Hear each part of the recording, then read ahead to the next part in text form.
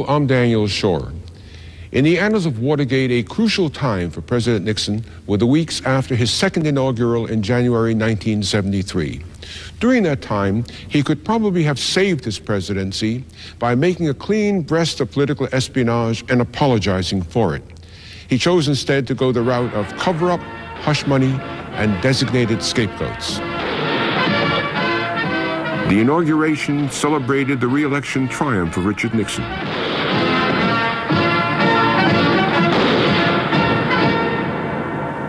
In the VIP enclosure, the White House Chief of Staff, Bob Haldeman, shot a whole movie of his colleagues celebrating. But behind the victory smiles, the president was entangled in a criminal conspiracy. The chairman of his campaign committee, John Mitchell, had sent a team to break into the Watergate to bug the Democrats' headquarters. When they were caught red-handed, Nixon had launched a cover-up of their links to him. We had pretty much maintained our silence through the pre-electoral period, understanding, of course, that if Mr. Nixon were defeated, we'd be going down the tube, too. Nixon's presidency was now held hostage to the continued silence of Howard Hunt and the other Watergate defendants. After the election, a call from Hunt came through to one of Nixon's closest advisors, Charles Colson. He knew it could only mean trouble.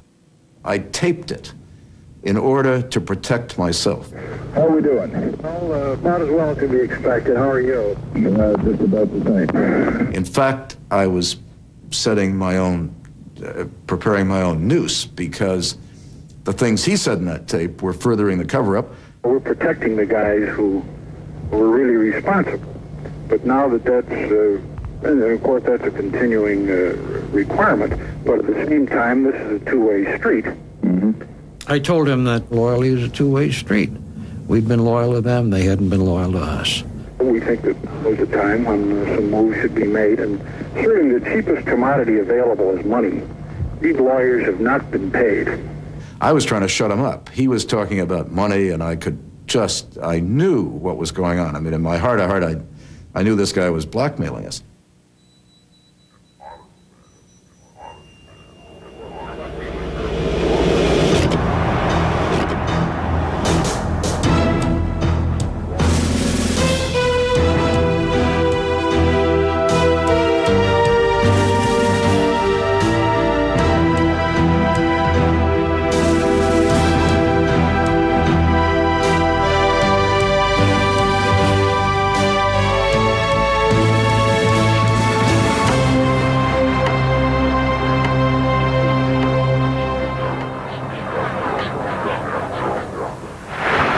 The inaugural behind him, the president was at the Western White House in San Clemente. There he received some alarming news. The Senate tonight voted 77-0 to establish a select committee to investigate the Watergate bugging case. The committee will be headed by North Carolina Democrat Sam Ervin. Nixon feared the cover-up could not withstand a Senate investigation. If he didn't act quickly, the Watergate conspirators would be put under oath and grilled before the television cameras. He put some pressure on both Ehrlichman and me as to, what are you doing to get this thought through, game planned, or whatever you want to call it. Haldeman and Ehrlichman shut themselves off in a luxury resort with the man who was organizing the cover-up, the president's lawyer, John Dean. On the second day, we really got down to the bottom line, and that was, and this is the premise of an entire session we'd had, was that all those who had been arrested were going to remain silent. And Ehrlichman finally asked me this question, and I said, there's no way, I don't know if they're going to remain silent. I mean, they were caught red-handed. The question was whether the White House was involved. And it seemed to me that the line had to be drawn between those defendants and the White House. And the answer was they were going to have to be paid off. Envelopes stuffed with cash had been sent to Howard Hunt and his men to keep them quiet during the trial. Now, on the eve of sentencing, Hunt asked for a lot more money. The problem was that these amounts were insufficient, way, way, way under what the requirements were. Hunt threatened to expose a different break-in, one that could be traced straight back to John Ehrlichman at the White House. This break-in was directed at Daniel Ellsberg, who'd been put on trial for leaking Vietnam secrets. An operation to search for dirt on Ellsberg had been approved by Ehrlichman. Hunt reckoned that the White House would pay a lot to keep him quiet. All of us were headed for prison, and that something ought to be done, should be done. And if they didn't, then dire consequences for the administration could result. Just a plain statement of fact, not a threat.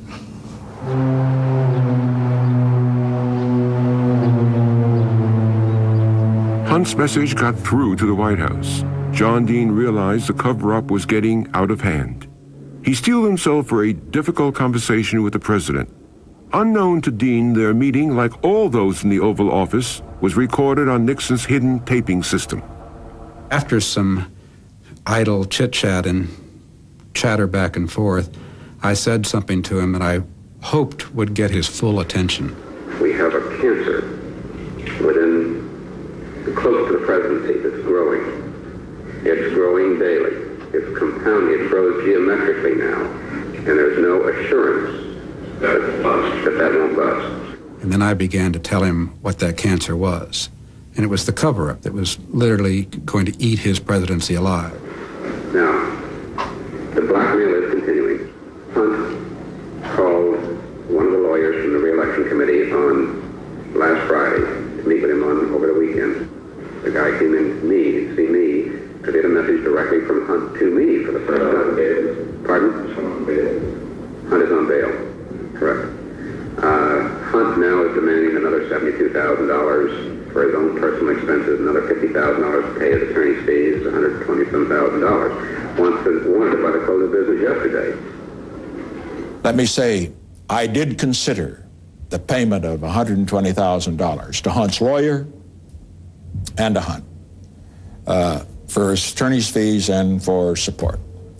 I considered it not because Hunt was going to blow, using our gangster language here, on Watergate, but because, as the record clearly shows, Dean says, it isn't about Watergate, but it's going to talk about some of the things he's done for Ehrlichman.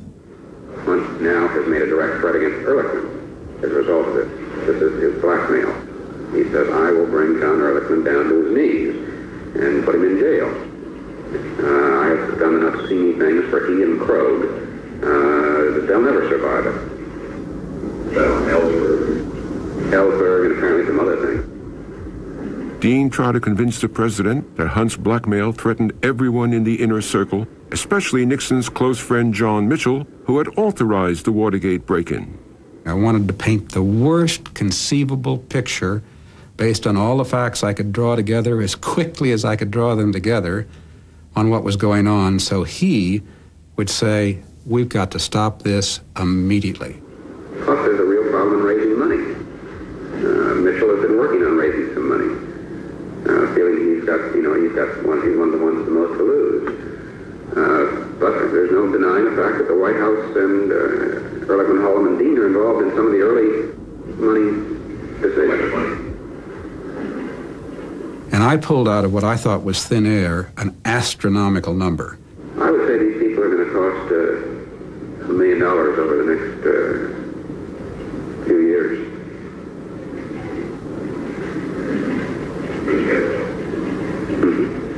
You, on the money, if you need the money, I mean, you can get the money. Well, I think that's where What I mean is, you can get $1 million, and you can get it in cash. I know where it can be done. I mean, it's not easy, but it can be done. The president said, you better damn well get that done, but fast. Within the hour, his chief of staff, Bob Haldeman, phoned John Mitchell in New York. Mitchell, now a Wall Street lawyer, would have to raise the money for Hunt's payoff. Mitchell came down to Washington, and we all met in Bob Haldeman's office. Haldeman had 4 chairs in front of his fireplace.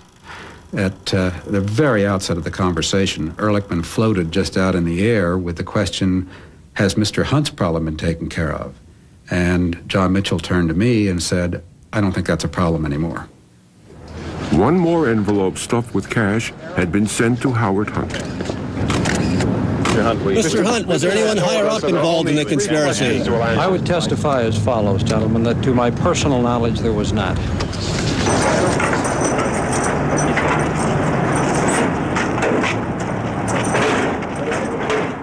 Hunt was not the only danger. There was also the man who planted the bugs in the Watergate, the security chief of Nixon's re-election campaign, James McCord. I had told my family that I'd made a mistake in participating in the first place, and I felt the only way to set it straight was to ask my Lord's forgiveness and to tell the truth at the propitious time. Now, my family kept asking me at various times during the next 6 or 8 months, well, is this a propitious time? That time came, he decided, the day the Watergate defendants were to be sentenced. McCord wrote to the judge, John Sirica. His letter was the first crack in the cover-up. He picked up this letter and just sort of held it in front of him, and he began to very slowly read. Item 1, there was political pressure applied to the defendants to plead guilty and to remain silent. The letter went on to say that perjury had occurred during the trial. Then came his most ominous allegation. There were others involved in the Watergate operation who had not been identified. And then he said, well, court's adjourned. And then he just sat back to see what the effect was on everybody of what he had been reading, and it was absolute pandemonium. Hey, get down. But McCord had not revealed the names of the others he said were involved. The judge indicated that if McCord wanted to get his sentence reduced, he'd have to talk to the Senate Watergate Committee. What Judge Sirica has done has made it much more,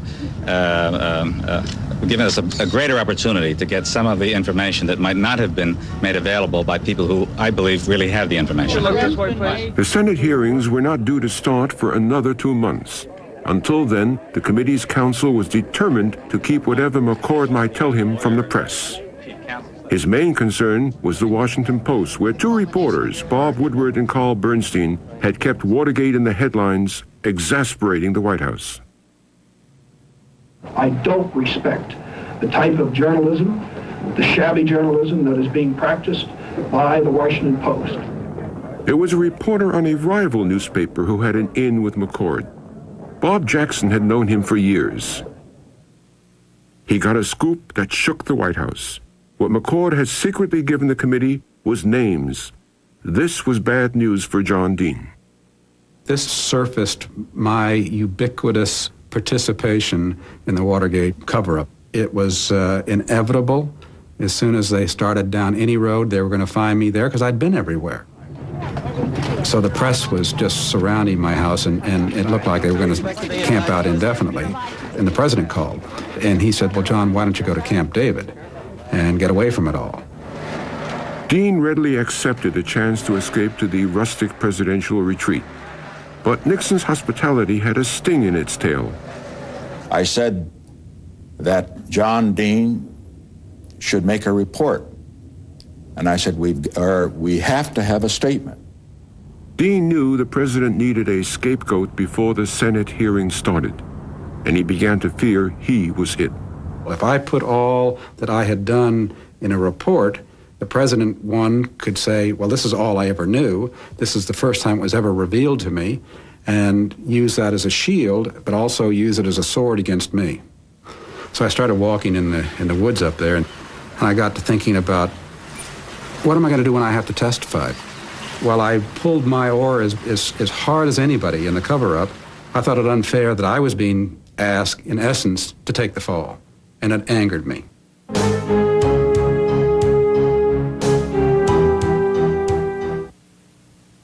Tonight, study the behavior of the baboon on the nature of things. Then meet the orangutan of the rainforest on the natural world. And convicts discuss life behind bars on Discovery Sunday, tonight on the Discovery Channel. Think that focus on the customer as the most important person is absolutely essential.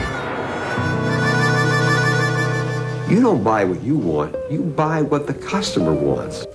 That's important. These are long-term relationships, they are friendships, and you've got to give time to these people. I guess the most important thing you have to teach a lot of people is about people, be it your fellow worker or your customer.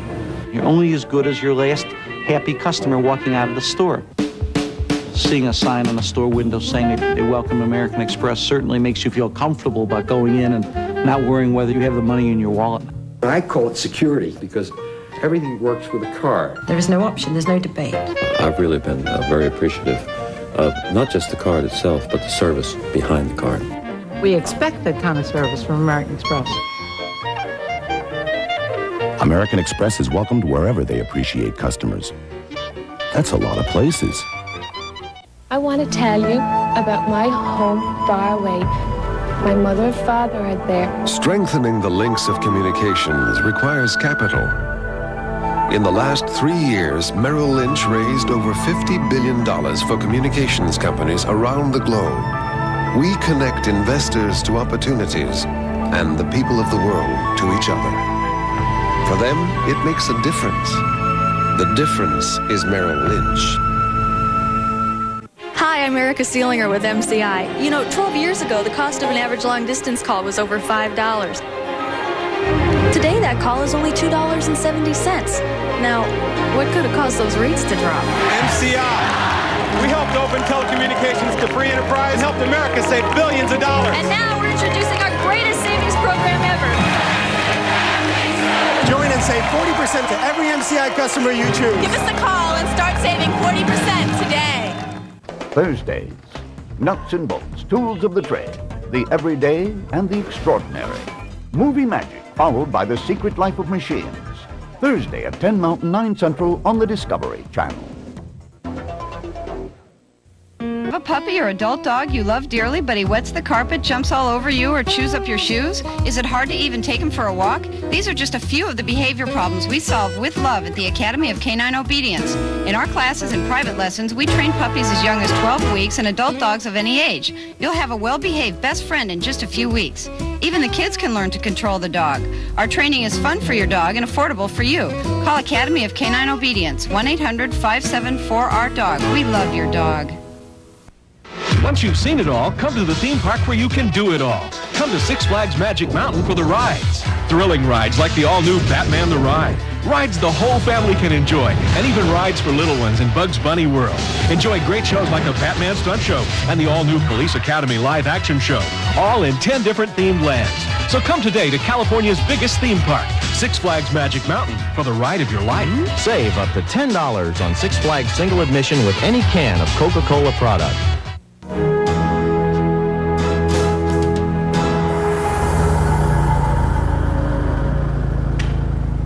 By the time John Dean returned to town, he had made up his mind. He would not be the president's scapegoat. But Dean was not the only one to be named by McCord. John Mitchell's deputy, Jeb Magruder, had lied under oath to protect the cover-up. He asked for a meeting to see if he could still rely on his fellow conspirators.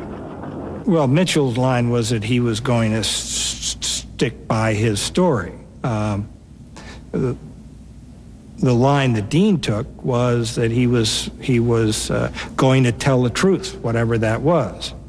And I listened to Jeb as he was trying to sell me on buying into his story, and I said, Jeb, well, I might have said that, but I didn't say I was going to testify that way. That's a big difference. The difference, of course, now was that I was the one who had committed perjury, whereas Dean hadn't committed perjury, so I was stuck. In fact, so was Dean. To avoid perjury when he testified, he would have to confess to his own crimes.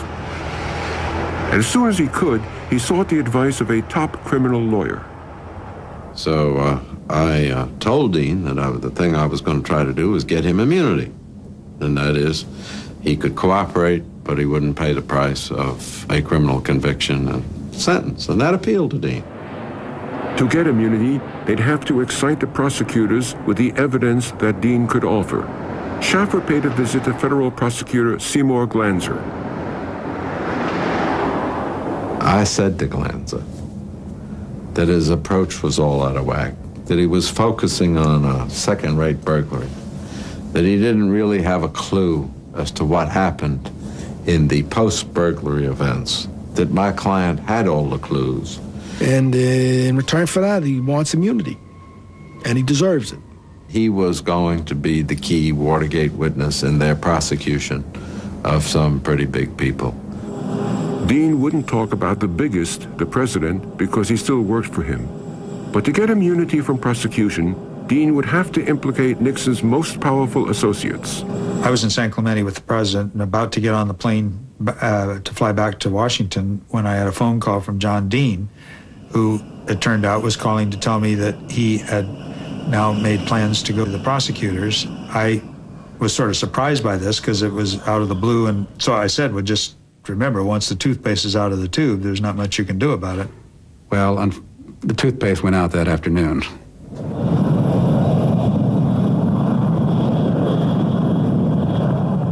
The presidential party flew back to Washington as Dean began to tell the prosecutors how the White House had obstructed justice. Nixon and Haldeman didn't know exactly what Dean was revealing, but they feared he might sink the cover-up and the administration with it. We were going through all kinds of things about how do you get this back on the track where it belongs. I mean, containment had fallen apart. Back in the Oval Office, Nixon held a crisis meeting. A new scapegoat had to be found. Campaign chairman John Mitchell seemed the logical choice, but he was the president's closest political friend. To persuade Mitchell to fall on his sword, Ehrlichman rehearsed the line someone would have to put to him. The president strongly feels that the only way that this thing can end up being even a little net plus for the administration is for you to go in and voluntarily make a statement. I am both morally and legally responsible. And then there was a great choosing up of sides as to who was going to do that. And Nixon kept saying, well, it should be somebody who's very familiar with the facts. Well, I didn't get it at first, but what he was doing was pointing at me. John.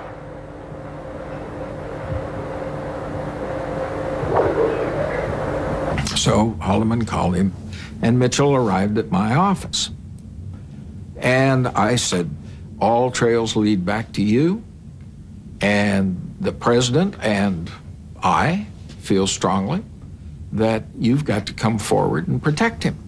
And Mitchell puffed on his pipe and looked at me like I was out of my mind.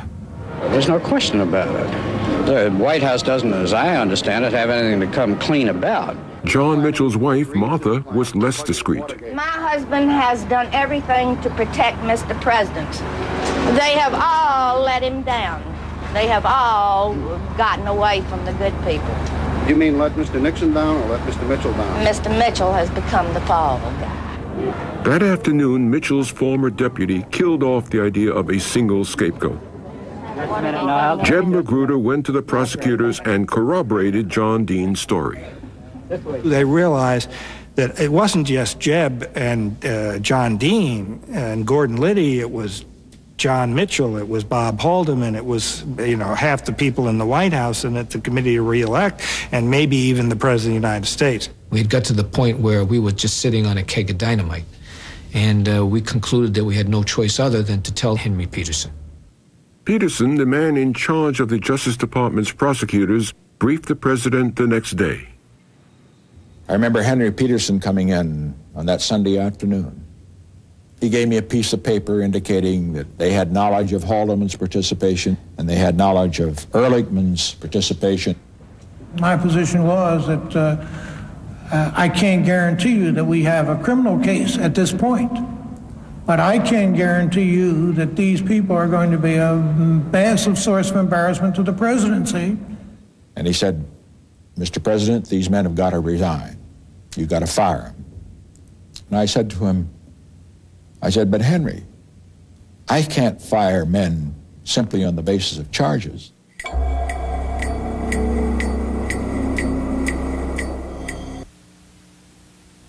This presentation of Watergate is sponsored in part by American Airlines.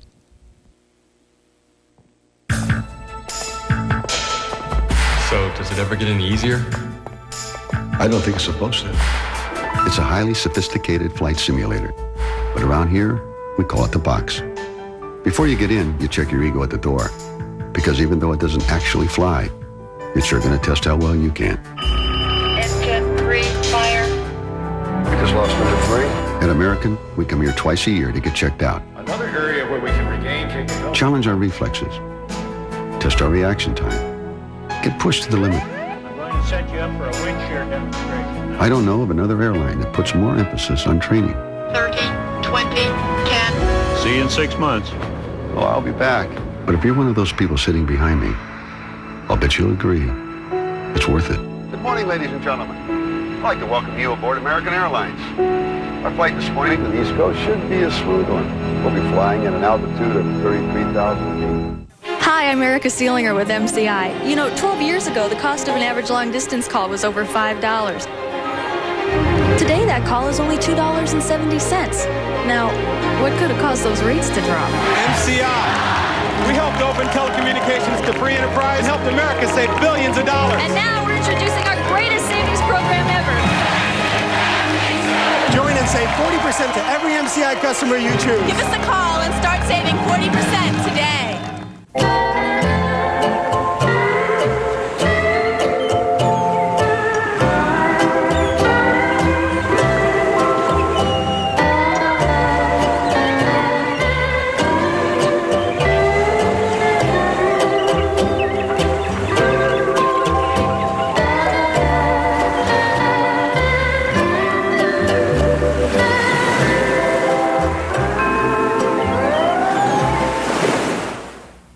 Do you know? Yeah.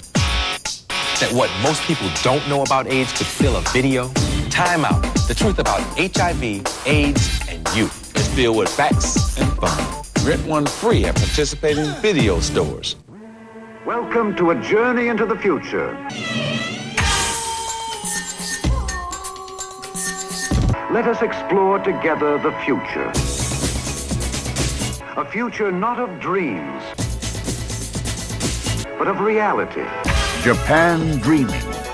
Monday at 10 Mountain, 9 Pacific on Discovery Showcase. But for man, no rest and no ending. He must go on.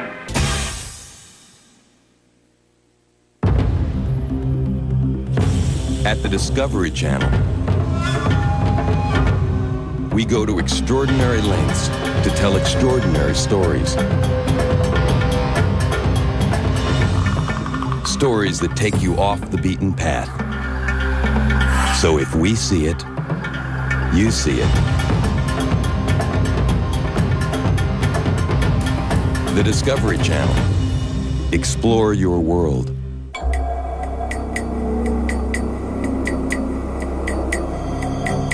Nixon went sailing on a presidential yacht to consider how to break the news to Haldeman and Ehrlichman. He knew they wouldn't go without a struggle. My feeling was that there were no grounds for kicking me out. We really devoted 100% of our time to Watergate. What should we do? Should we resign? Should we take leaves of absence? Somewhere along the line in there, Easter Sunday came along, and the president went to Key Biscayne. First time I hadn't gone with him to Key Biscayne for Easter.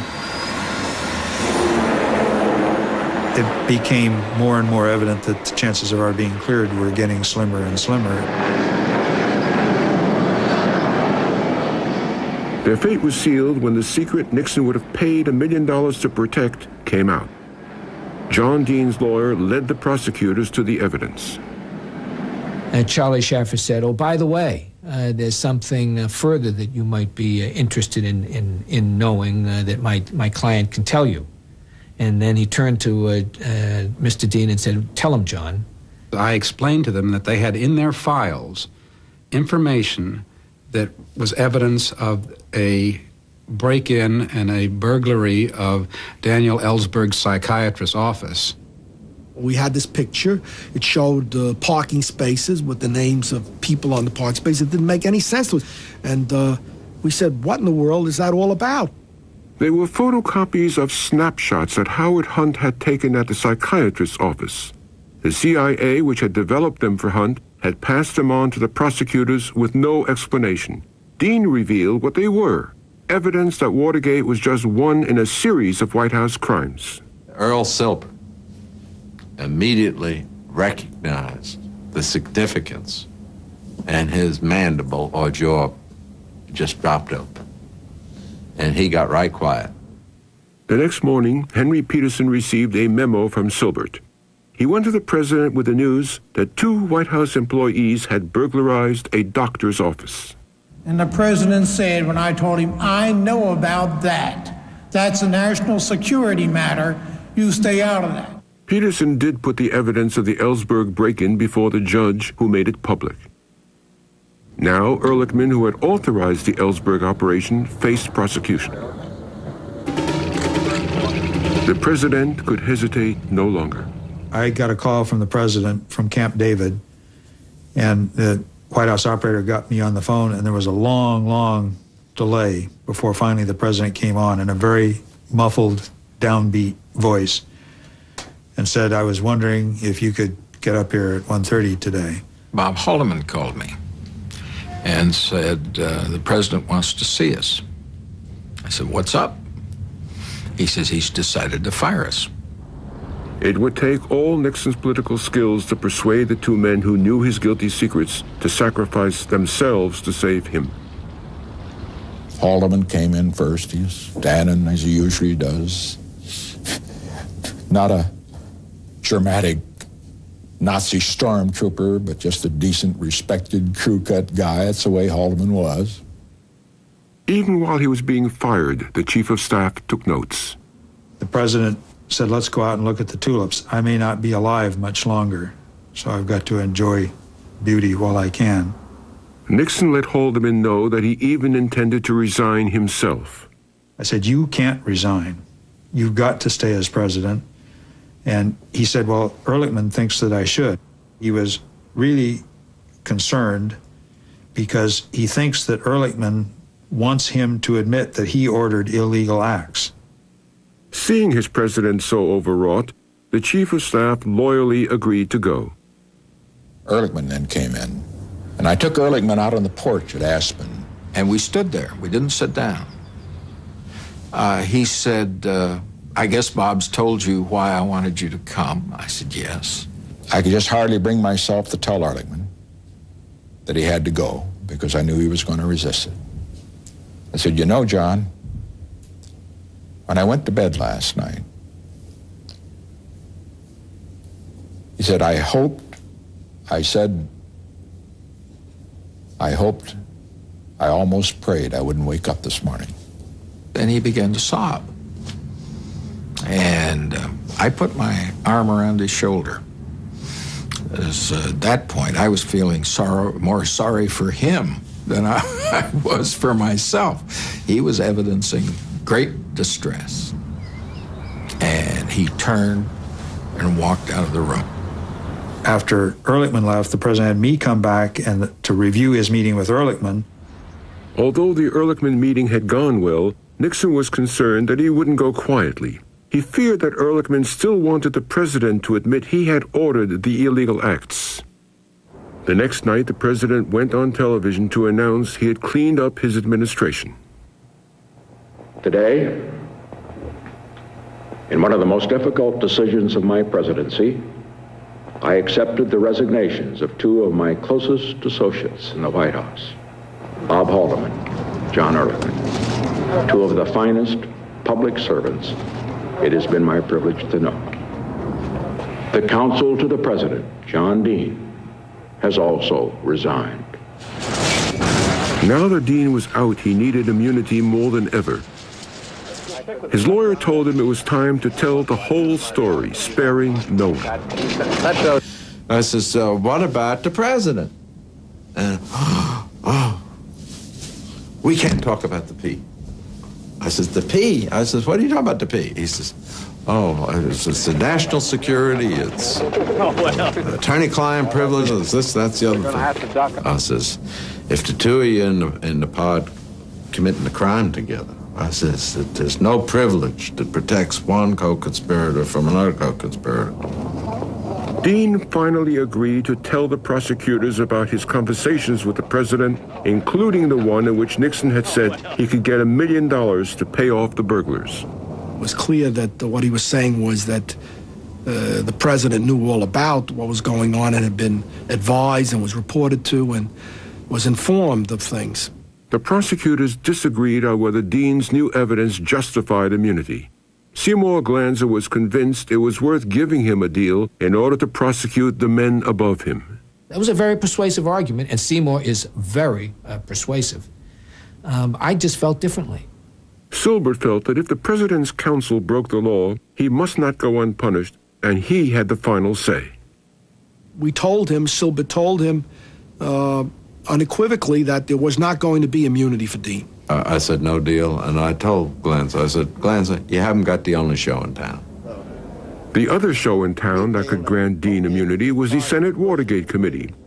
Chairman Sam Ervin and his fellow Democrats were delighted to have Dean as their star witness, but the vice chairman was out to shield the White House from his own committee's investigation. And it was absolutely natural for the ranking Republican, the senior Republican, to go down to the White House and say, look, I'm your friend, and I'm going to try to keep these heathen devils from biting your ankle. Baker's loyalties were put to the test even before the public hearings began. At a closed session, the Democrats proposed granting immunity to Dean. Senator Baker bristled. I especially resented that he really showed no trace of remorse about his lack of fidelity to his former boss. Baker then said, why should we give immunity to the worst criminal in Watergate? He's the one that ought to be indicted. He's the one that should be imprisoned, John Dean.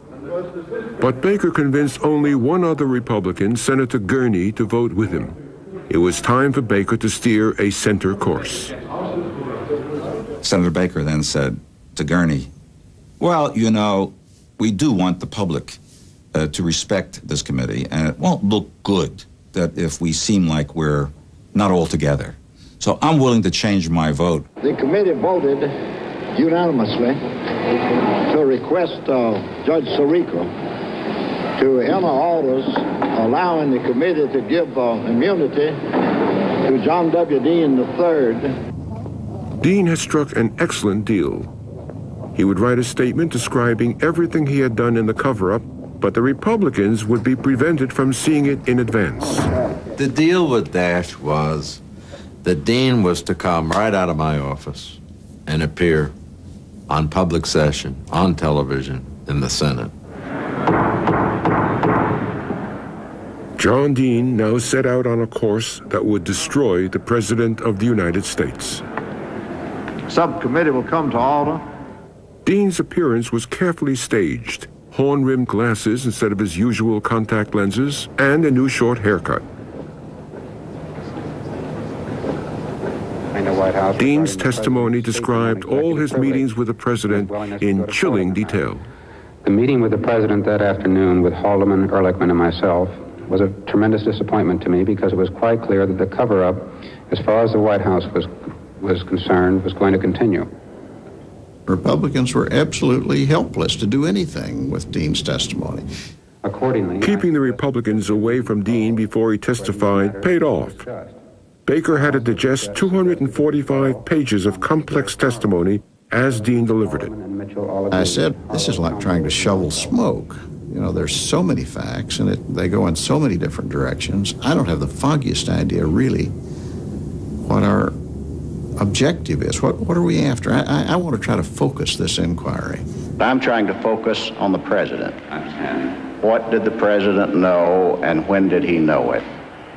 Baker's question was subtlety itself. He sounded as though he was being tough on the president, but he was actually being tough on Dean. Can you tell us whether or not you can shed any further light on whether the president knew of the break-in of the Watergate complex on June 17th? You mean, did he have prior knowledge of it? Yes. I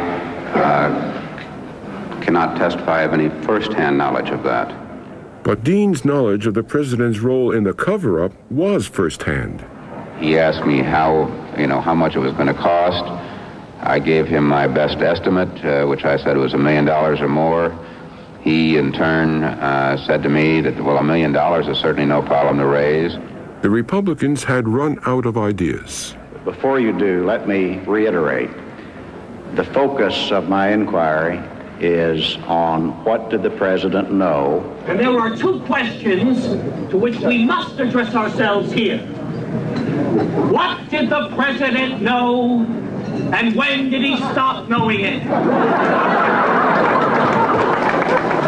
Several high-ranking members of the Democratic Party are attempting to seize control of the government of the United States by legitimate means. A new danger to the presidency was public ridicule, as television, sitcoms, and soaps were replaced by the Senate hearings. Since you were the Attorney General of the United States, why didn't you throw Mr. Liddy out of your office? Well, I think Mr. Dash, in hindsight, I not only should have thrown him out of the office, I should have thrown him out of the window. Well, since you did neither,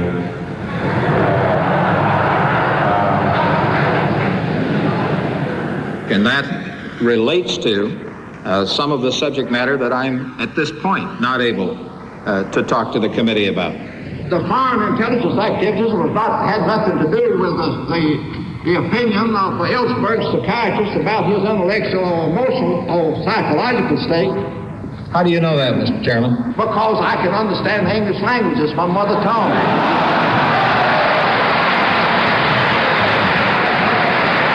We're Haldeman, Ehrlichman, Mitchell, and Dean. Our job was to see that the White House stayed green. We might have had flaws like bending the laws, but God only knows it was for a good cause. But so it won't come as a terrible blow.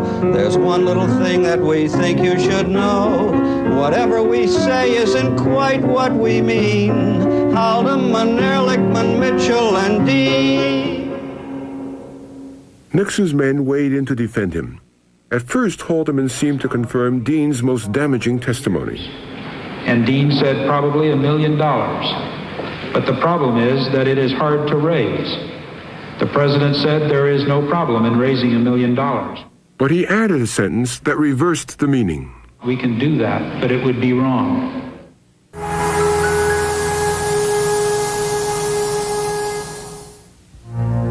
It began as a third-rate burglary. While we would pull what is called a black bag job, a surreptitious entry. It would end with the downfall of a presidency. And then you destroy yourself. Watergate. This in-depth home video set contains rare interviews, recently uncovered documents, and lets you hear the player's story in their own words.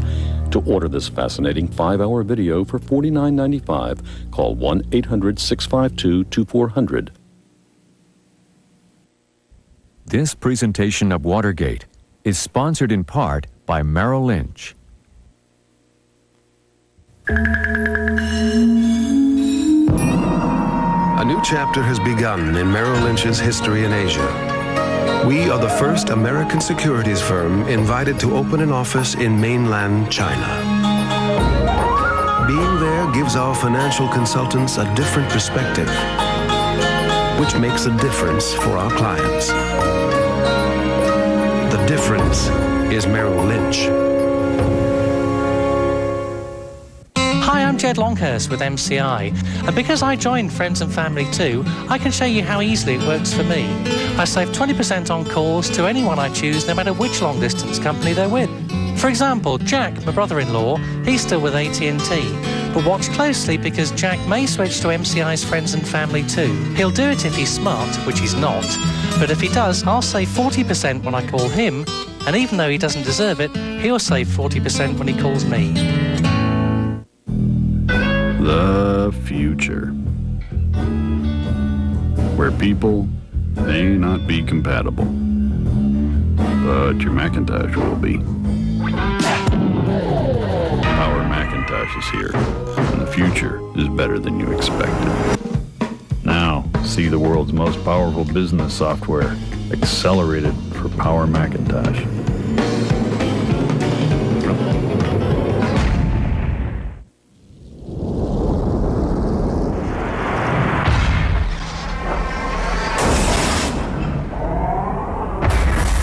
It's already known for surviving virtually every form of driving torture known to man, except one.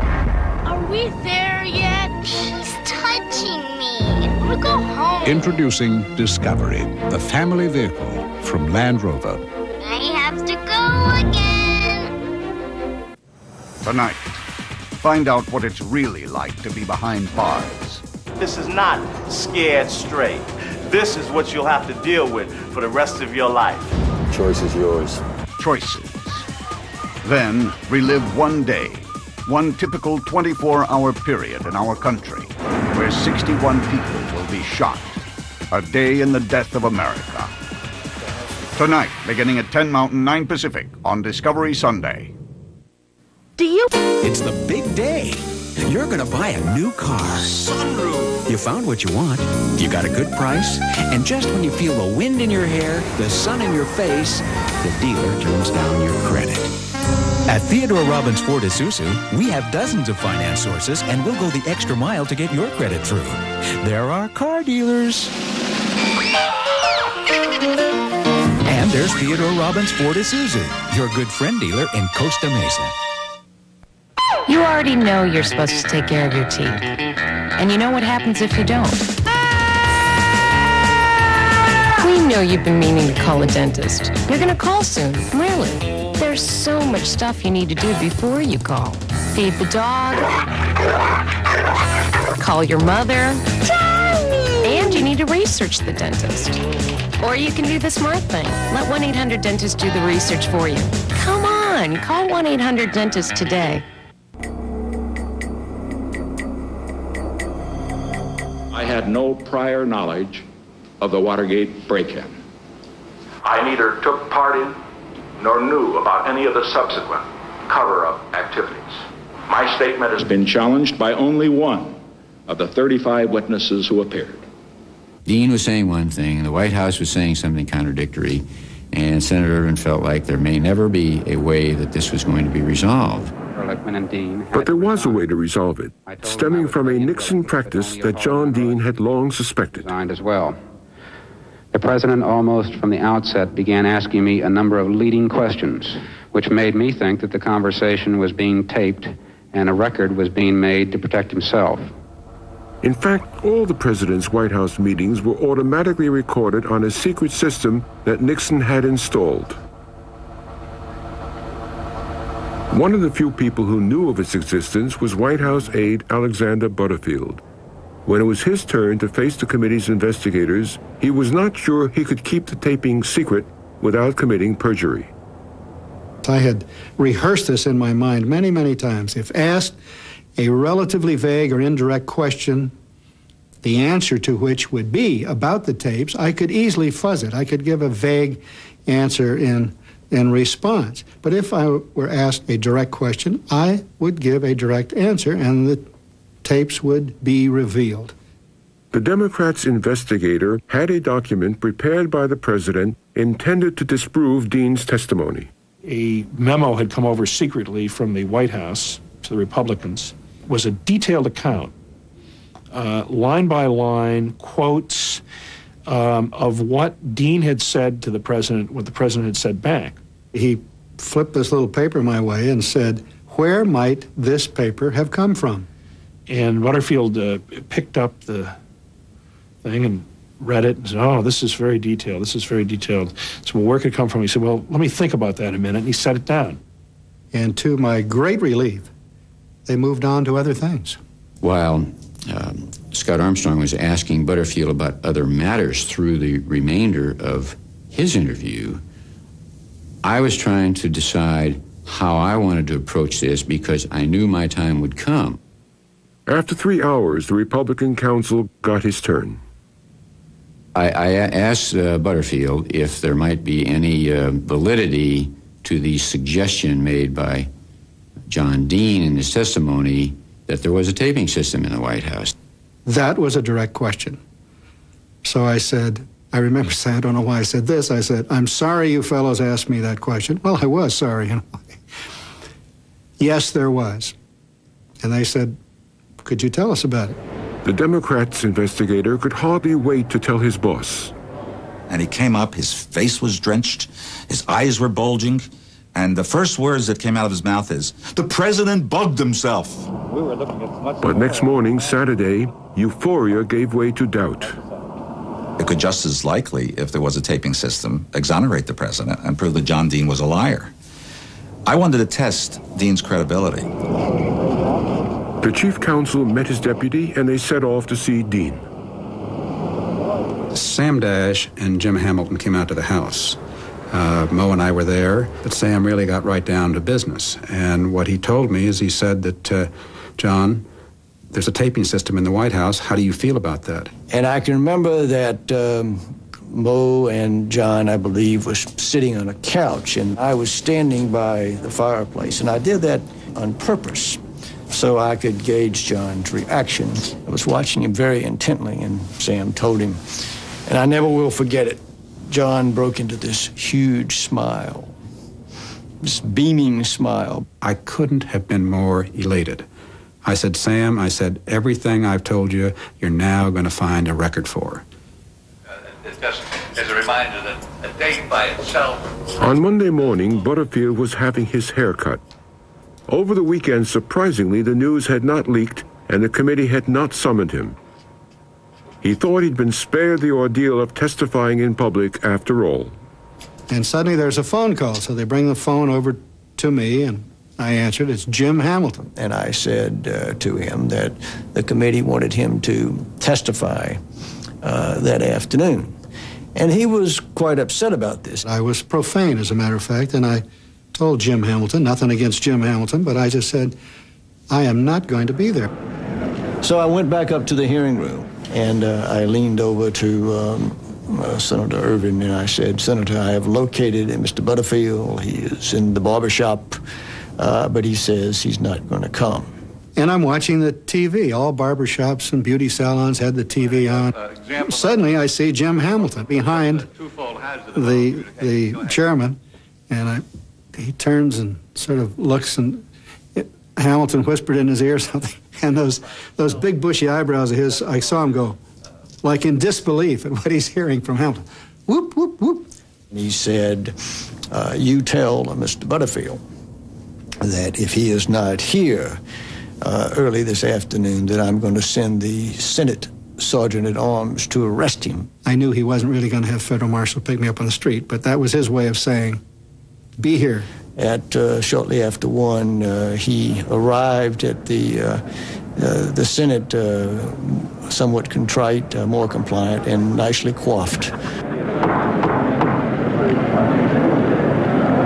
Butterfield, are you aware of the installation of any listening devices in the Oval Office of the President?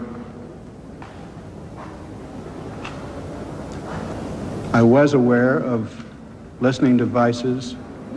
Yes, sir. Butterfield's revelations came while Nixon was in Bethesda Naval Hospital with pneumonia. His tapes, the evidence that proved his involvement in Watergate, were certain to be subpoenaed. Now he was faced with a crucial decision. Should he destroy them? The president's 2 lawyers, Leonard Garment and Fred Bozart, came to the hospital with his new chief of staff. The president was in his gown, and we sat down at a table on the other side of the room, across from his bed. My presentation was centered around the consideration that the destruction of the tapes would be a felony, an obstruction of justice, and could form the first count of a bill of impeachment. And that was something to think about. On the other hand, Bozart's legal point of view was that until they were subpoenaed, these tapes were the president's property. I happened to share that view. The president became very angry and said to me that he was not going to take either of their advice and would prefer to sleep on it overnight. I told him he didn't have long to make his decision. As Nixon deliberated, his closest advisors urged him to act. I had a personal phone call from John Connally saying, Bob, you've got to get to the president. You've got to tell him to pile those tapes up in a large pile out in the Rose Garden, assemble the entire press corps around the edges of the Rose Garden, soak those tapes with gasoline and light them with a match. The people that were getting in touch with him were, for the most part, persons who had had very extensive discussions with him and were on tape and had understandable reasons why they would want those tapes to disappear from the face of the earth. I considered it, but I felt that it would be an indication that I felt that there were conversations on there that demonstrated that I was guilty. I thought it would be an admission of guilt to destroy them. If I had thought that on those tapes that there was conversation that was criminal, I sure as the Dickens would have destroyed them. 3 days after leaving the hospital, the president received a subpoena to hand over the tapes, and Nixon's refusal to surrender them would lead to the fiercest battle of his presidency.